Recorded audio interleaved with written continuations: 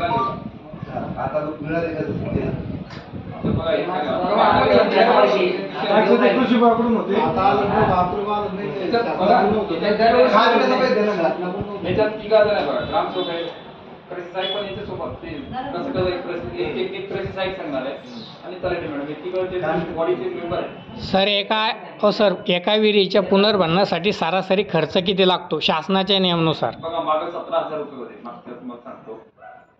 याच्या पूर्वी जे करायचं ना आपण 15 का 17,000 रुपये थोडं वाढवते समजा. बरोबर. आपल्यावर सांगितले तर ते मंजूर करणार एवढे. हा तेच म्हटलं, कारण त्याला जो PVC पाईप वापरतो आपण तो कमीत कमी 4चा किंवा 6चा पाईप लागतो.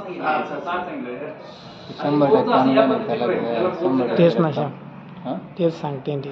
मॅडम टाकले ग्रुप तुमच्या बघून घ्या. त्याच्यात 12,000 खर्च दाखवला. त्यांनी तिथं सांगितलं 5,000 होतो तुम्हाला कृषी म्हणजे खर्च फक्त 5,000 होतो असं म्हणते. 5,000 नाही 5,000 रुपयात बी होतो, पण कसं माहिती आहे का, 2 गड्डे जागीच करायचे आणि त्याच्यात परत माती लोटायची, झालं 5,000 खर्च.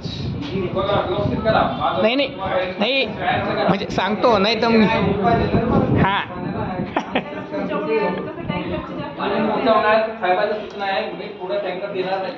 साहेबच राहत नाही तर दुसरा साहेब कोणी राहिलं तर शासनाचं परिपत्र गणित आहे. कोणी जर